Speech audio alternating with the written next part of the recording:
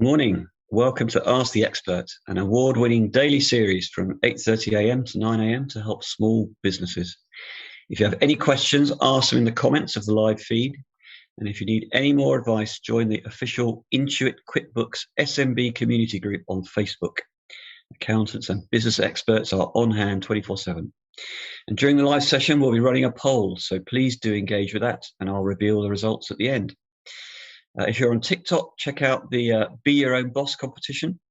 Pitch a new business idea and you could win investment, mentorship and business advice to help your business a reality. And the investment pot is now up to £10,000 thanks to Go Cardless, adding more into the initial pot from the Purposeful project. Tomorrow's the last day to enter, so be quick. Tag hashtag Be Your Own Boss to enter. So my name is Clive Rich, and we're here to talk about the secrets of negotiation. So I've been a negotiator now for over 30 years. I've negotiated for and with the likes of Sony and Bertelsmann and Warner and Apple, Microsoft, the BBC, the Royal Opera House, Tesco, Vodafone, and I did the negotiations for Simon Cowell's Psycho for a number of years. So I've done a lot of negotiation all over the world. I've negotiated not just in the UK and Europe, but in China and Iran and Pakistan. I've written a book all about negotiation called The Yes Book, which is available on Random House. And I designed an app for negotiation called Close My Deal. So I find with negotiation that the problem is that no one ever works with a framework. They tend to negotiate by instinct. They tend to make it up as they go along. Or perhaps they just follow someone else's lead, maybe their boss or their manager or someone they've watched on the television like Alan Sugar, and they assume that's the way to do it. And the problem with that is that when it doesn't work, they have no idea why it didn't work. And when it works, they don't know why that happened either. So they tend to sort of go through life not quite getting what they want from their deal making and wondering what they could have done to have made a difference. And these differences add up to quite a lot. So when I was writing the Yes book, we did some research with YouGov and the Centre for Economics and Business Research, and it showed that UK PLC loses 18 billion a year through poor negotiation. So that's the equivalent of £9 million an hour. So by the time we finish this session on QuickBooks, Britain will have lost another £9 million. So this is an important thing, and it's particularly the case, I think, that SMEs struggle with negotiation, often in too much of a hurry to get the deals done, often grateful just to get the deals done rather than to optimize the outcomes. Now, I'm just going to pause there a moment because I also run a legal service for SMEs called LawBite, which is democratising the law for SMEs. You can find it at www.lawbite.co.uk. We have a platform that connects SMEs with expert lawyers.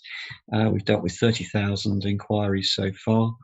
We give everyone a free call with the expert lawyers, and generally speaking, we use the technology to reduce the price, so we're normally half the price or less of the equivalent experienced lawyers. So if you've got legal problems in SME, do check out LawBite.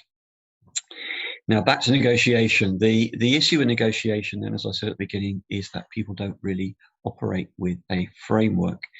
So my framework is really all about attitude, process and behavior. So attitudes are to do with the mental mindset with which you approach the negotiation, and also the mental mindset on the other side. So there tend to be four different attitudes that are prevalent, both for you and other people. The first is being a user. So these are people who take advantage of other people, who use pressure tactics, often quite difficult to deal with. All the negotiation research shows that actually being a user only ever delivers you short-term advantage. Normally creates a lot of resentment on the other side, stops you getting deals done, creates a revenge psychology, not recommended. So there's users, there are losers, of course, who are the opposite. So they come to negotiation thinking that it's going to go terribly, I'm going to lose, I'm no good at negotiation, and guess what? That becomes a predictive mindset, and they end up with less of what they want. So don't recommend using or losing. Confusing is another mindset. So this is where people go into the negotiation with the wrong mindset and lots of assumptions about what the other side thinks or wants, and those assumptions are often entirely misplaced, not rationally based at all, and often just wrong, thinking the other side wants something that they also want, or there's only 3 issues to discuss when there might be 23. So don't be a confuser, and the best attitude is being a fuser, who is someone who accepts that everybody has a contribution to make to the negotiation, and you can get better outcomes by fusing the needs of both parties into an optimized deal. Of course, having the right attitude is often a question of confidence, a question about understanding the bargaining power on both sides. A lot of SMEs in particular think they have no aces in negotiation.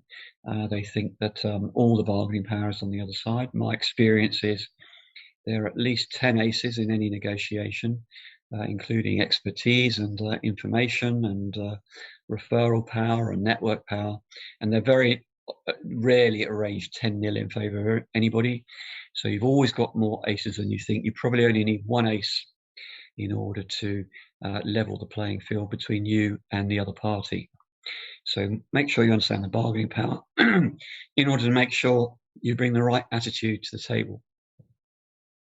So that's attitude. Process is all about the stages of the negotiation. So most negotiations go through 7 stages, and that's the same worldwide.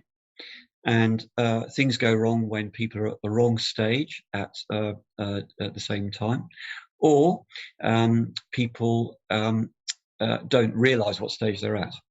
So the 7 stages include preparation, often neglected in any deal making. People think it's a waste of time. It's actually critical. Climate setting, which is the atmosphere in which the negotiation takes place. You normally have a number of tactical choices to make about the climate you set. Exploring needs. Now that's not the same as asking the other side what they want. So if someone says they want £50,000 off you, that's not a need. That's an organisational want. The knack is to find out why they want the £50,000. If you can understand the emotional driver, you might be able to find a way to meet that need without giving them £50,000. Next stage is coinage, which is finding concessions you can make which can meet a high value emotional need on the other side. They're called coinage because they often feel like low value to you, but they mean a great deal to the other party. So following needs and coinage, that's when we finally get on to the bidding, making your offers, the bargaining, the haggle, and the close. And there are techniques associated with each of those stages in the negotiation. In particular with the bidding, really important to ask for what you want, not negotiate with yourself before you start, and only give 1 good reason to support your bid. Don't give 20 reasons. People normally stop listening after the first one, and then you've wasted all those other good reasons that you could have used later on. So that's the stages of the negotiation. The process we've talked about, the attitudes we've talked about. The third point is really to do with behaviours. So managing your own behaviours in a negotiation and managing the behaviours on the other side. So you don't have to be a psychologist to do this, but you do need to be watchful of what's going on and self-aware of what you are doing. I work with a behavioural model which involves 16 different behaviours. They are grouped around 4 quadrants. So there's I behaviour, which is all about me in the negotiation, stating my expectations or making my proposals with reasons, or using incentives and pressures to support what I do. There's you behaviour, which is focused on the other side, much softer, listening, disclosing, focusing on common ground. There is we behaviour, which is all about what we can do together in a negotiation. So that's using visualizing behavior to set a great picture of how well things could go if you could find an outcome together, or checking for consensus. And then there's parting behavior, which is taking your energy out the negotiation, perhaps by use of silence, or by taking a break, a small break, or perhaps a longer break. Let's have a break till next week after you've had your board meeting and you've got more information, for example. So the thing about behaviors is that most people tend to use the same behavior every time. They just rely on their favorites. And this is a mistake, because if you think about it, there are 7 billion people in the world, and they're all different. And they all have different triggers that make them go yes to anything. So the knack with all of this is to pick the right behavior for the right person. And to do this, you do have to be watchful of who you're dealing with. Is someone risk averse, or are they bold? Do they lead with their head, or do they lead with their heart? Do they like making decisions, or do they prefer dwelling in the problem? Do they look for what's right about a situation, search for common ground, or are they always looking for the grit in the oyster, the thing that's wrong? And what you do is you work out who you're dealing with by effective use of questions and listening, and then you match the right behavior with that person, work with their energy in order to give yourself the best chance of making sure that you get them to yes. So there you go. There's a very quick trot through attitude, process, and behavior. If you want more, you can go to closemydeal.co.uk, or read the Yes book, or contact me at Clive Rich at clive@lawbite.co.uk. So we've got a number of questions, and I'm going to try and deal with those for you. So this is from Kate on Facebook Messenger. A lot of the negotiations we do in our business are more like conversations that lead to partnerships. What's your advice for turning those sorts of agreements into something more formal? Well, conversations tend to start informally, as you say, and so they tend to take place in a climate which is rather open and friendly. Remember, I talked about climate setting during the course of our discussion. And so if people are having a warm and friendly discussion, that gives you an opportunity to work with them to get to the next stage. So Q&A is a great technique in these open, friendly climate setting moments. So how would you like to formalize a discussion? Which people do we need in the room? Would you like to reduce some of this to writing? Would you like to have a go at that? Or would you like me to summarize? Those sorts of questions and answers can sort of move you smoothly and in a friendly way into a sort of more formal setting without disrupting the atmosphere. This is from Shabnam on Twitter DM. When working with several other brands on a big campaign or initiative, what should we be considering to make sure we all get equal footing and protect our own business? That's a great question.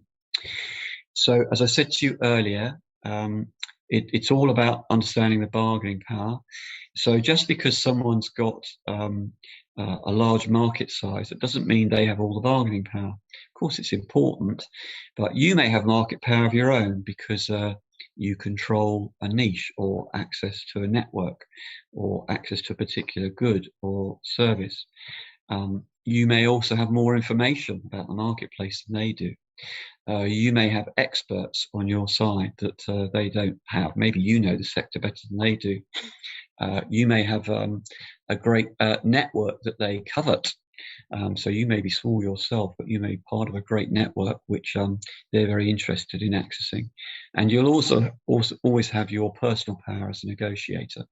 So you always have more bargaining power than you think. You only need one ace in order to make the difference. So when CBS bought Last FM, one of the early music recommendation tools, for £350 million, Last FM had no profits, virtually no revenues. What it did have was an installed base of 100 million users. And that's what CBS valued. So you don't need to be enormous and have lots of money in order to have lots of bargaining power. This is Alicia on Instagram DM. In my day-to-day business, I deal with a lot of orders and customers. Any advice for dealing with difficult or angry customers? I feel like negotiation skills sometimes come into this. So when people are complaining, one thing you can do is, first of all, get them to summarize what they're saying. Okay, I think I understand what you're saying. Would you mind just walk me through it, just to make sure I completely understood it? And then you play it back to them again. I see. So what you're really saying is A, B, and C, and D, E, and F, if I got that right. So that's already reduced that temperature somewhat, going through that process of summarizing. And then you ask them to state their remedy. So what is it that we could do that would sort this out for you? Most people are so preoccupied with moaning, they haven't really thought about what their remedy is, and often that takes the wind out of their sails, or at the very least it lowers the temperature. So what would be your remedy is often a really good question to do to diffuse complaints. I love all the mindsets you outline. Is there a way of identifying your default mindset? And once identified, how do you shift it? Okay, another good question. So if you go to the Close My Deal site, you'll see there's a profiler tool with about 30 questions that will help identify your favorite mindset and also your favorite behaviors. You can also just ask other people, how do they experience you?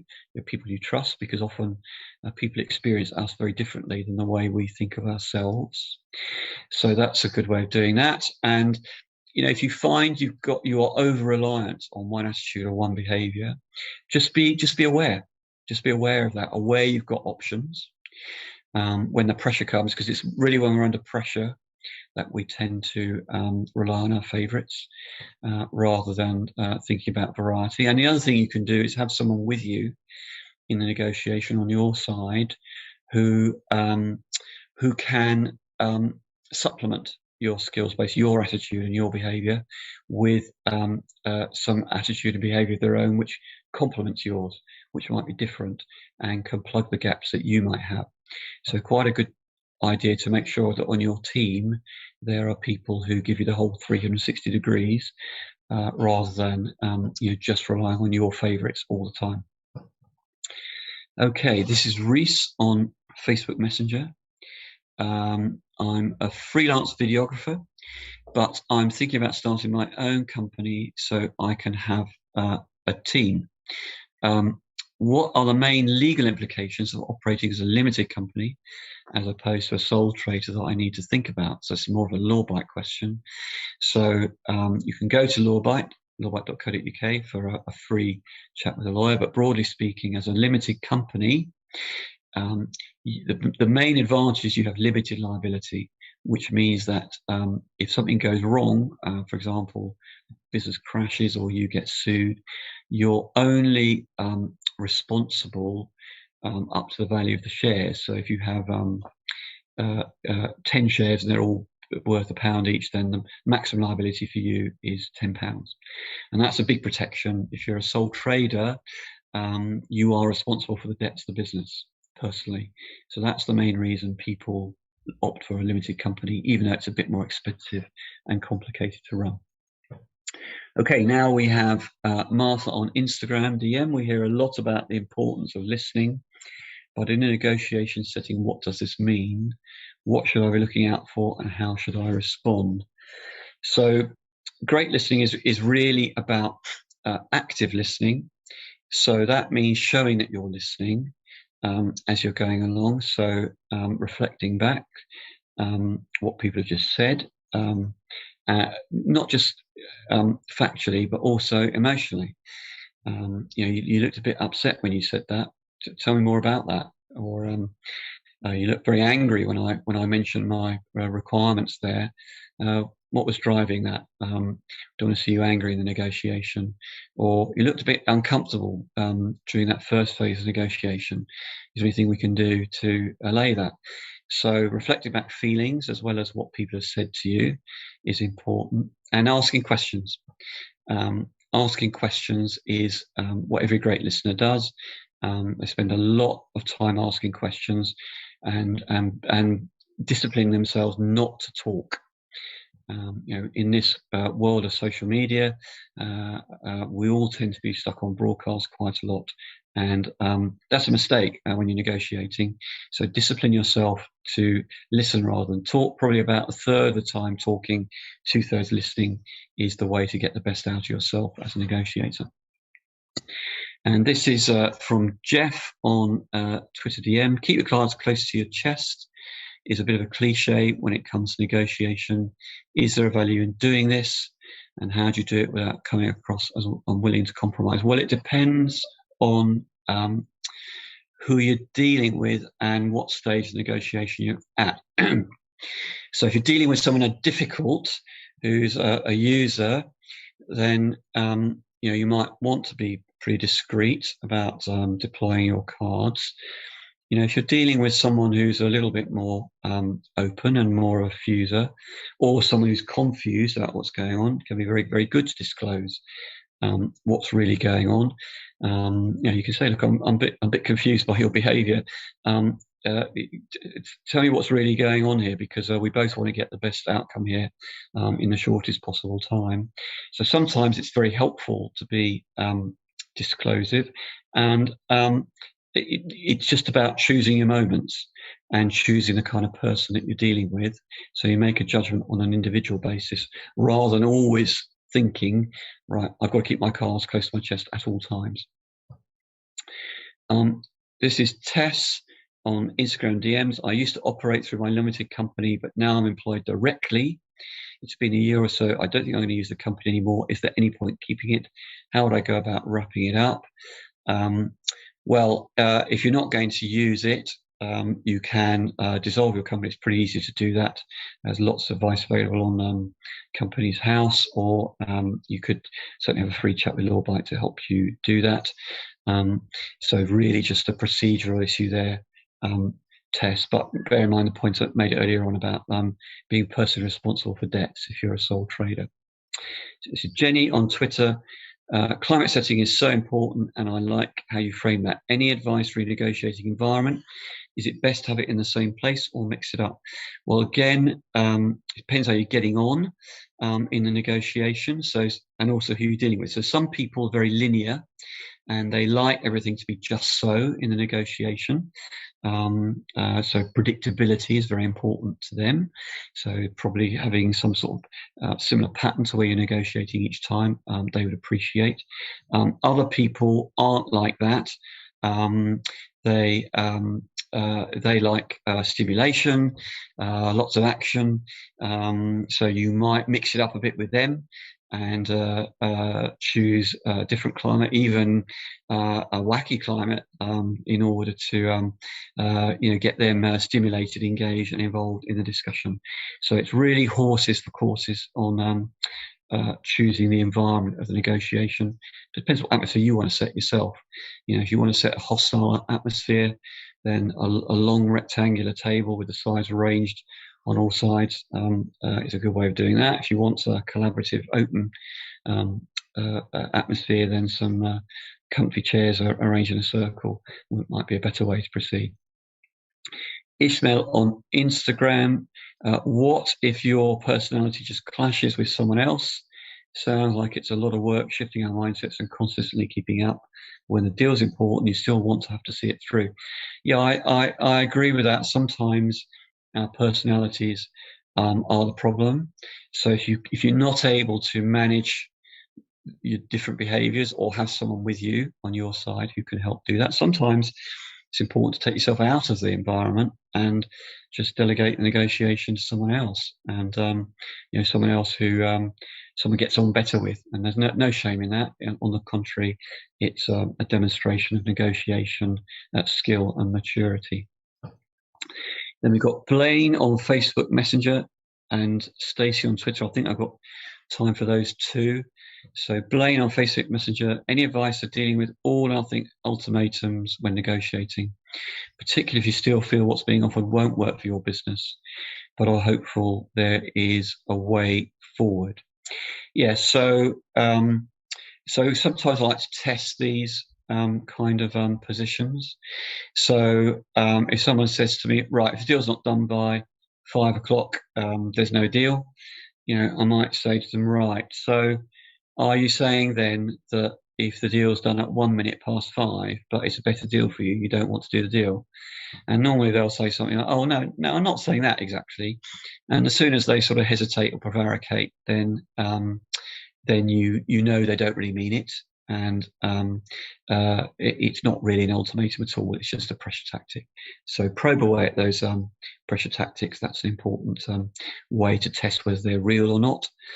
And finally, Stacey on Twitter, could you tell us a bit more about how LawBite's priced? It sounds great and accessible.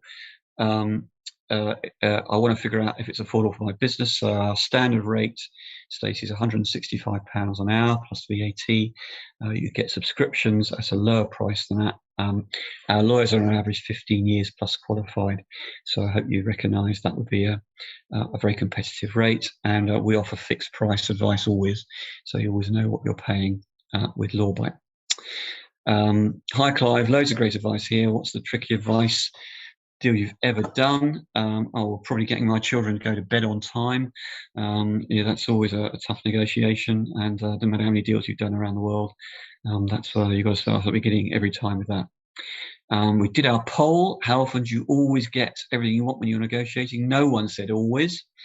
66% of you said sometimes. A third of you answered never. You never get what you want when you're negotiating. Sounds like visit to close my deal would be a good idea, or maybe getting the yes book for your birthday. Right, so hope you've all enjoyed that. Thank you all for tuning in this morning. If you want to get in touch, please send me an email on clive@lawbite.co.uk, and to find out more about LawBite, visit our website at www.lawbite.co.uk. Coming up on RC Expert tomorrow is Jack Griffiths, co-founder of luxury loungewear company Snuggie. Tune in to find out how you can leverage social media to help grow your business. A reminder that if you need any more advice, join the official Intuit QuickBooks SME community group on Facebook. Accountants and business experts are on hand 24/7. And remember to check out the Be Your Own Boss competition on TikTok. Tomorrow is the last day to enter. So if you'd like to win £10,000 of investment in your business idea, you better be quick. Tag hashtag Be Your Own Boss to enter. So I've really enjoyed answering your questions this morning. Hope that was good for you, and have a great day. Thank you.